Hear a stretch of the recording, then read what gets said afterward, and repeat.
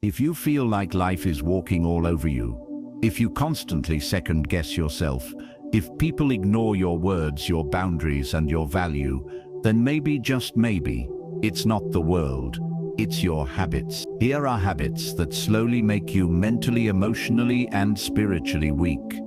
And most people don't even realize they're doing them. Let's get into it. By the way, if this content helped you identify areas for growth and inspired you to take action, consider supporting the channel by joining our Patreon community, where you'll get exclusive content and deeper insights into building mental strength. You can also subscribe to our free newsletter for weekly motivation and practical strategies. Both links are in the description below. Your support helps us continue creating content that challenges you to become the strongest version of yourself. Thank you for being part of this journey toward excellence. Let's get started. 1. Seeking revenge. Let's talk about a habit that feels powerful, but actually makes you weaker than the person who hurt you. Seeking revenge. On the surface, it seems justified. Someone betrayed you, disrespected you, humiliated you. Your mind instantly starts calculating how to get them back, not just to teach them a lesson, but to make them suffer like you did. And for a brief moment, it gives you a hit of dopamine, a sense of control, a fantasy of victory. But here's the brutal truth: seeking revenge doesn't make you strong. It makes you a slave to your pain. Because when you obsess over getting even, you're still letting that person control you. They've moved on. They're not thinking about you. But you're still burning. Still imagining scenarios in the shower. Still planning fake conversations in your head where you destroy them with the perfect line. You're wasting your present trying to punish someone for your past. Here's what people don't realize: revenge doesn't heal you. It hardens you.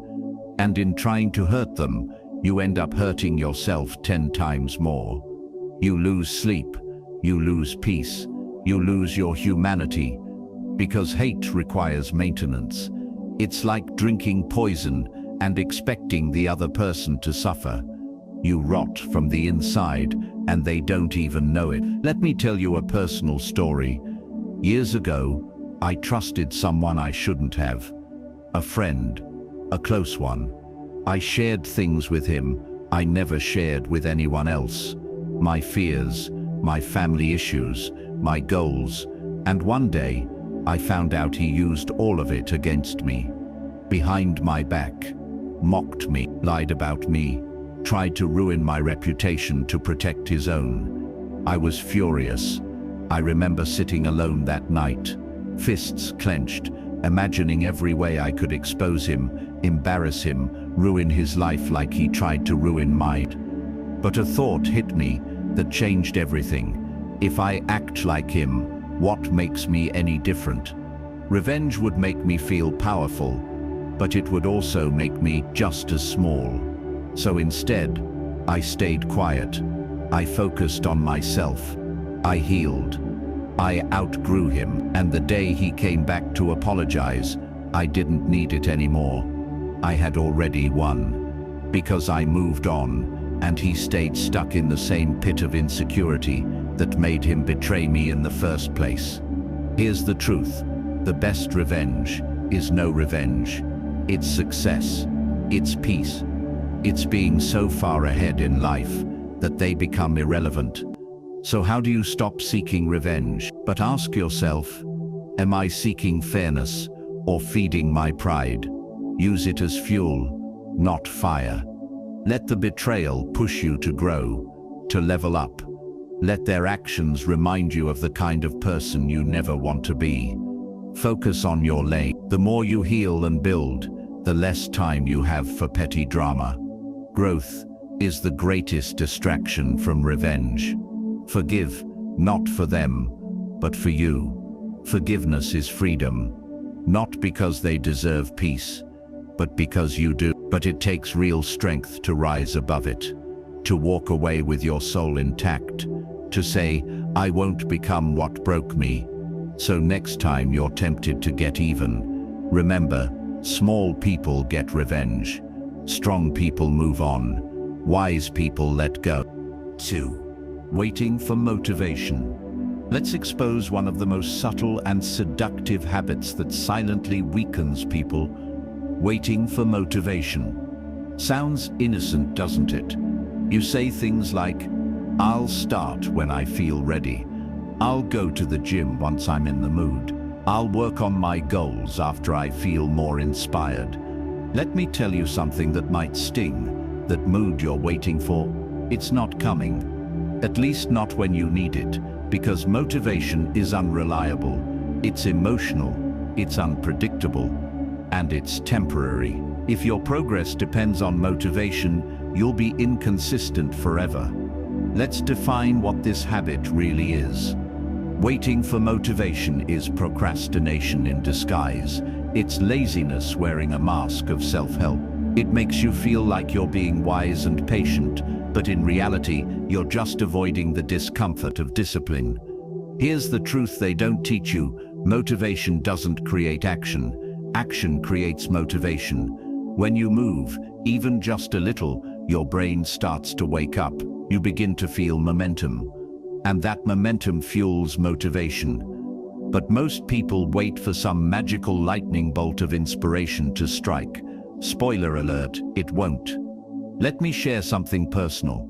There was a time in my life when I wanted to write a book. For 2 years, I said the same thing. I just need to feel inspired.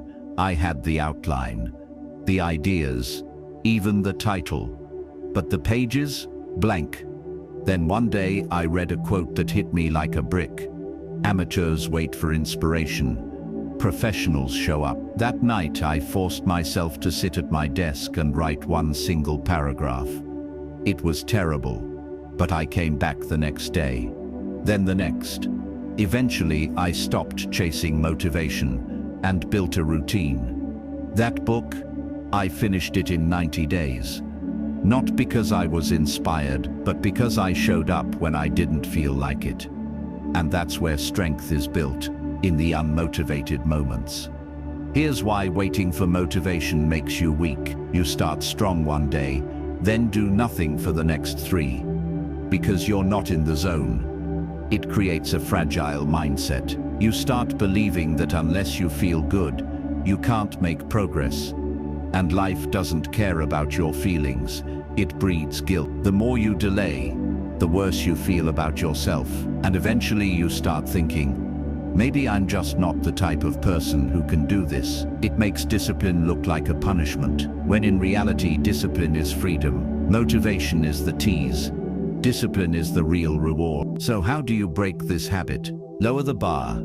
Don't wait for a 10-10 energy burst. Start with just 5 minutes. Tiny effort beats zero effort every time. Create a routine, not a ritual. Don't light a candle. Meditate.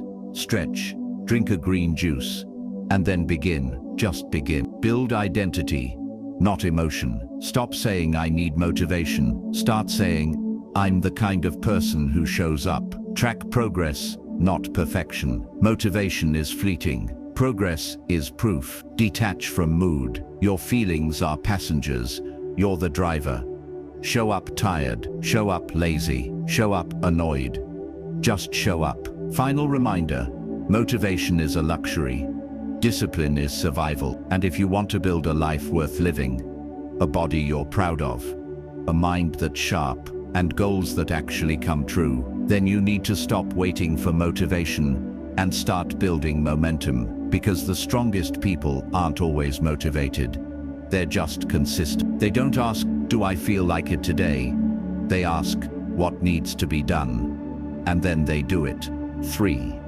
Comparing yourself to everyone. There's a silent addiction no one talks about. It doesn't leave physical scars. It doesn't smell like smoke or taste like alcohol. But it destroys your confidence every single day. It's the habit of comparing yourself to everyone. It starts innocently. You scroll through Instagram or YouTube. Someone your age just bought their dream car. Someone else is on a vacation you can't afford. Another one's body looks like it was carved from stone. And then, without even realizing it, you start questioning your entire life. You were doing fine 5 minutes ago. Now suddenly you feel behind, unworthy, weak. That's the power of comparison. It robs you in silence. It takes your focus off your own journey and puts it on someone else's highlight reel. And the worst part? You're comparing your behind the scenes to someone else's best moments. It's not a fair fight, and yet you keep doing it. Let me tell you what this habit really does to you. It kills your confidence. It paralyzes your progress. It convinces you that you're not enough, no matter how hard you try. And here's the truth. No one wants to admit there will always be someone better looking, smarter, fitter, richer, faster. So what? That doesn't make you any less.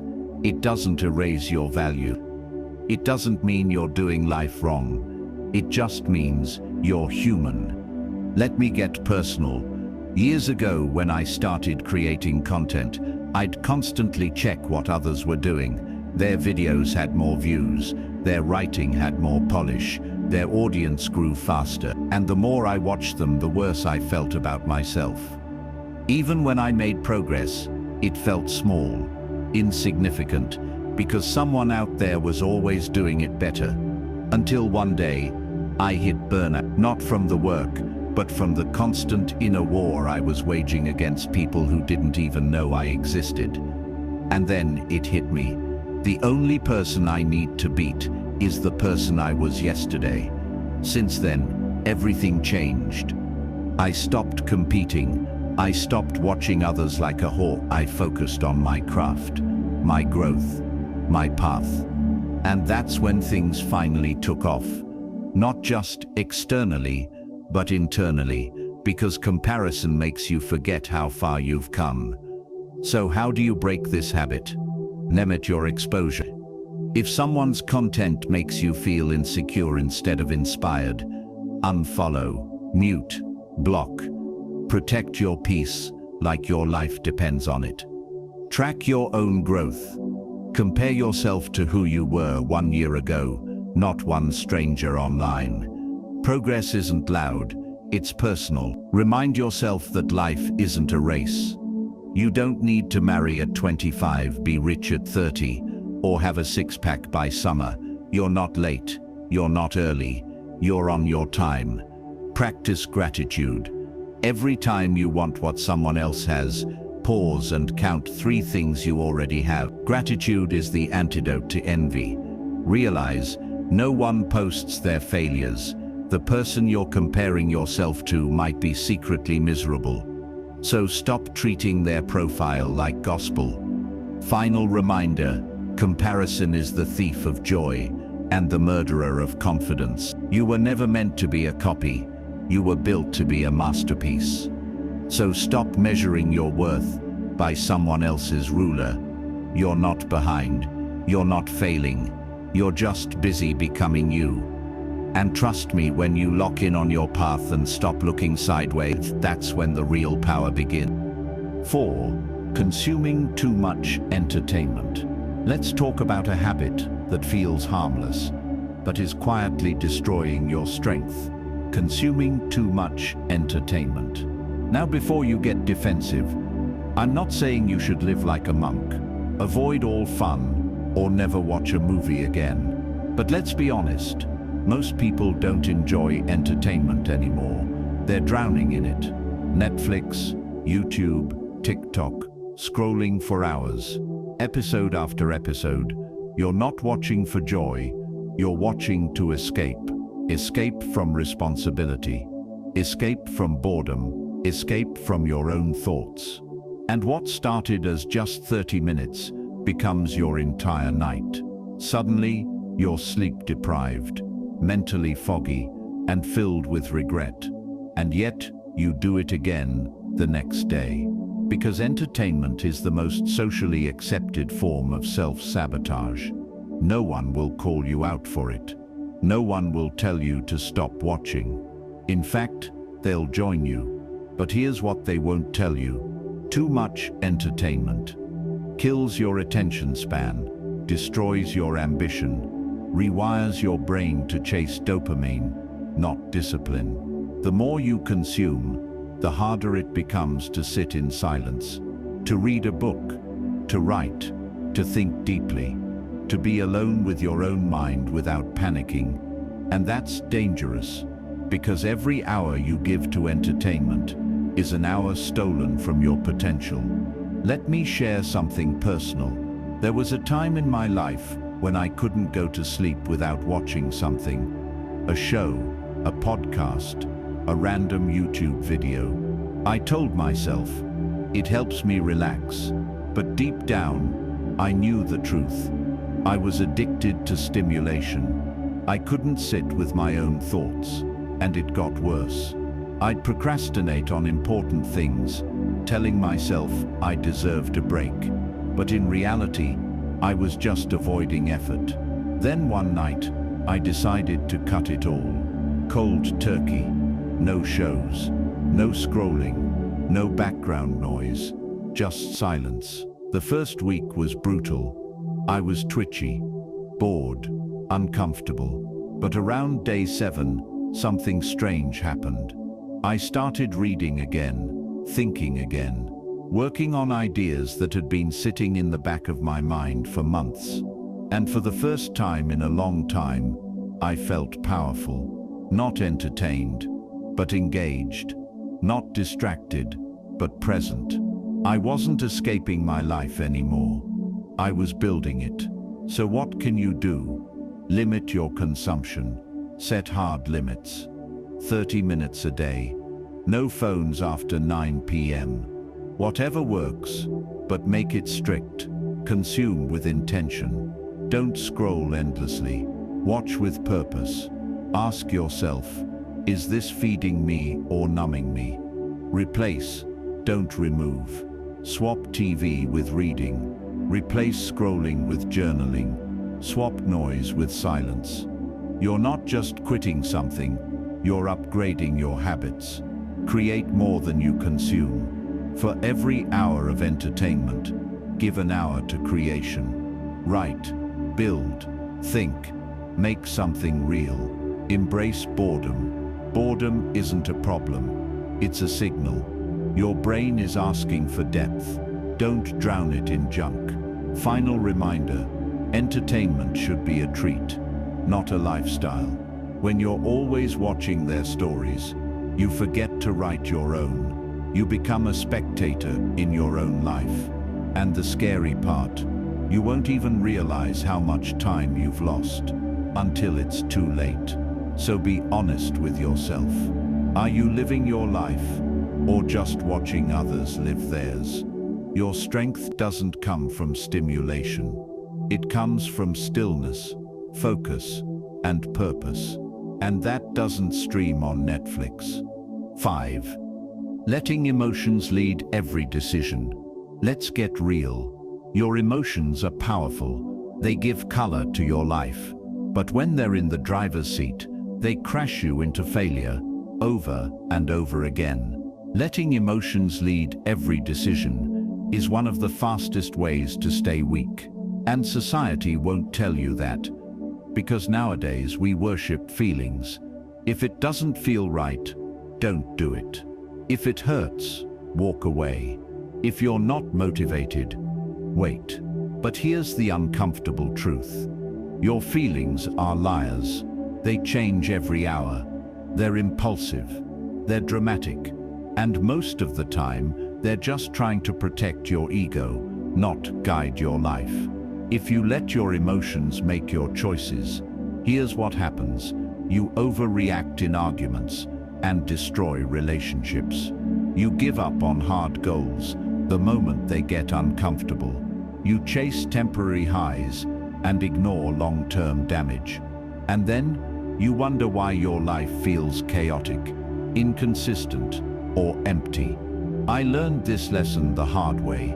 Years ago, I made decisions purely based on how I felt in the moment. If I felt angry, I spoke without thinking. If I felt lazy, I'd skip important things. If I felt offended, I'd cut people off. And for a while, I thought I was just being real. But in truth, I was being weak. Because real strength is doing what's right, even when it doesn't feel good. I remember one moment clearly. There was a big opportunity I almost turned down, just because I was nervous. My chest was tight. My thoughts were spiraling. My emotions were screaming, "Run!" But I paused. I breathed. I made the decision based on reason, not panic. And that moment, that uncomfortable, shaky yes, changed the direction of my entire life. Here's what you have to understand. Emotions are signals. They're not commands. Use them as information, not instructions. It's okay to feel angry. It's not okay to let that anger dictate your entire response. It's okay to feel sad. It's not okay to let that sadness make you quit your goals. It's okay to feel fear, but it's not okay to let fear choose the direction of your life. So how do you stop letting emotions rule you? Pause before reacting. Even a 10-second delay between emotion and action can save relationships, opportunities, and your dignity. Ask yourself, what would my future self do? Not your tired self, not your offended self, your wise self. Write it down. When overwhelmed, write what you're feeling. Seeing it on paper weakens its control over you. Practice emotional detachment. You don't have to feel okay to do what's right. You just have to do it anyway. Study Stoicism. The Stoics weren't emotionless. They were in control, and control is power. Final reminder, feelings are waves. Let them come, let them pass. But don't build your life on water. Discipline emotion, character, comfort, principles, impulses. The people who win long-term aren't the ones who feel the best. They're the ones who act with strength, even when they feel weak. So stop obeying every emotion that pops up. Be the master of your mind, not its puppet. 7. Staying around weak-minded people. Staying around weak-minded people means surrounding yourself with individuals who lack mental resilience, avoid challenges, and resist growth. These are people who consistently choose comfort over progress, complain without taking action, and discourage others from pursuing ambitious goals. They create environments where mediocrity is celebrated and questioning the status quo is discouraged. Why people do it? We gravitate toward weak-minded circles for several reasons. First is comfort. Being around people who don't challenge us feels safe and predictable. There's no pressure to grow or defend our choices. It's like emotional fast food, satisfying momentarily, but ultimately harmful. Many stay because they fear judgment from strong-minded individuals who have high standards and clear boundaries. It's easier to remain in groups where everyone enables each other's excuses rather than face accountability. Familiarity also breeds comfort. If you grew up with low expectations, this dynamic feels normal. Your nervous system finds safety in familiar patterns, even limiting ones. Breaking away requires rewiring your entire definition of what feels safe. There's also guilt about outgrowing your origins. Pursuing excellence when others accept mediocrity can feel like betrayal. Many sabotage their growth to maintain relationships, keeping themselves small to avoid discomfort. Finally, weak-minded people provide false superiority. It's easier to feel successful when surrounded by people who aren't pushing themselves, creating a dangerous feedback loop where actual growth stagnates. How to stop it? Breaking free requires strategy and courage. First, develop radical self-awareness about your relationships. Ask yourself, do they inspire you, support your growth, challenge your thinking, Are they solving problems or just complaining? Create distance from limiting relationships. Set boundaries about topics. Limit interaction frequency or stop initiating contact. Simultaneously, actively seek strong-minded individuals by joining organizations and attending events where excellence is the norm. Develop your own mental strength through reading challenging books, taking on stretching projects, and building resilience. The stronger your mind becomes, the less attractive weak-minded company will be. Prepare for pushback. When you raise standards, others will try pulling you back down, accusing you of thinking you're better than them. This resistance signals you're moving in the right direction. My personal experience. I once surrounded myself with people who had given up on dreams. Every conversation was complaints without action. I became increasingly negative, absorbing their energy and perspective.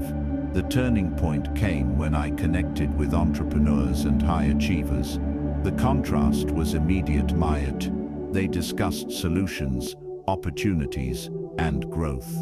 Initially intimidating, being around them changed my internal operating system. I started holding higher standards and viewing challenges as opportunities. Some old relationships faded, which was painful but necessary. Looking back, staying around weak-minded people was slowly killing my spirit, making my dreams smaller and belief in possibilities weaker. The deep message. The people you choose reflect your self-worth and life vision. We become who we spend time with through unconscious absorption. Choosing your social circle is choosing who you become. You're not obligated to maintain relationships that drain energy or limit growth. Your environment is your destiny. The people around you determine your life's trajectory more than almost any other factor. When you refuse mediocrity and choose excellence, you become a beacon showing others that growth is possible. Your future self depends on today's decisions about who deserves access to your time and energy. 8. Chasing instant gratification. Chasing instant gratification is the compulsive pursuit of immediate pleasure or relief at the expense of long-term goals and well-being. It's choosing the quick dopamine hit over delayed rewards that would bring lasting satisfaction. This manifests as endless scrolling on social media instead of reading, ordering takeout instead of cooking healthy meals, binge-watching shows instead of working on meaningful projects, or impulse buying instead of saving money. It's the modern epidemic of wanting everything now, faster, easier, without effort or patience. Why people do it? Our brains are wired for immediate rewards, a survival mechanism from our ancestors who needed to seize opportunities when they arose. In today's world, this ancient wiring is exploited by everything from social media algorithms to fast food marketing. We're surrounded by designed addictions that hijack our reward systems. The digital age has rewired our expectations. We've become accustomed to instant everything, instant messages, instant entertainment, instant shopping, instant answers. This constant availability of immediate satisfaction has shortened our tolerance for delayed gratification and made waiting feel unbearable. Stress and emotional pain often drive us toward quick fixes. When we're overwhelmed, anxious, or unhappy, the promise of immediate relief becomes irresistible. Shopping, eating, scrolling, or consuming entertainment provides temporary escape from discomfort, creating a cycle where we repeatedly choose short-term numbing over long-term healing. Fear of missing out amplifies this tendency. We chase every notification, trend, and opportunity, because we're afraid something better might slip away. This FOMO keeps us in a constant state of reactivity rather than intentional action. How to stop it? Breaking the instant gratification cycle requires rewiring your reward system. Start by creating friction between yourself and temptation. Delete apps, remove shortcuts, make destructive choices harder to access. Replace immediate temptations with delayed alternatives. When you want to scroll, read a page of a book instead. Practice the 20-minute rule. When you feel an urge for instant gratification, wait 20 minutes before acting. Often the craving will pass, revealing it was more about habit than genuine need. Set up your environment for success. Prepare healthy meals in advance. Keep books visible. Create a workspace that inspires productivity. Make good choices easier than bad ones. Develop tolerance for discomfort through meditation, cold showers, or exercise. The ability to sit with uncomfortable feelings without immediately seeking relief is crucial for breaking the instant gratification trap. Personal experience: I used to be a slave to my phone, checking it hundreds of times daily for the next notification high. My days were fragmented by constant interruptions, and I felt perpetually distracted and unfulfilled. Important projects sat unfinished while I consumed endless content that added no value to my life. The wake-up call came when I realized I had spent an entire weekend binge-watching shows while my creative projects collected dust. I felt empty and frustrated, knowing I was trading my potential for momentary entertainment. Breaking free required going cold turkey on my biggest triggers. I deleted social media apps, turned off notifications, and created phone-free zones in my home. The first few days were uncomfortable. I felt phantom vibrations and reached for my phone constantly. But gradually, my attention span returned, and I rediscovered the deep satisfaction that comes from focused work and meaningful activities. The deep message: instant gratification is the enemy of greatness. Every moment you choose immediate pleasure over long-term benefit, you're trading your future self's happiness for present comfort. The most successful and fulfilled people have learned to delay gratification, understanding that the best things in life require patience, effort, and time. Your capacity for delayed gratification determines your capacity for achievement, love, and genuine happiness. Weakness is not a permanent state. It's a collection of choices made repeatedly over time. Every day you wake up, you have the power to choose strength over weakness, growth over comfort, action over excuses. The habits that make you weak are also the habits that can make you strong when flipped in the opposite direction. You don't have to tackle all habits at once. Pick one that resonates most deeply with your current struggles and commit to changing it for the next 30 days. When you master one, move to the next. Small, consistent changes in your daily habits compound into massive transformations in your character and life. Remember, strong people aren't born strong. They're forged through the daily practice of choosing difficult over easy, responsibility over blame, and growth over stagnation. Every weak habit you break is a declaration of war against mediocrity and a vote for the powerful person you're becoming. The world needs your strength, not your weakness. Your family, your dreams, and your future self are all counting on you to choose better. Stop making excuses, stop seeking comfort, and stop accepting weakness as your default state. Your transformation begins with your next choice. Make it a strong one,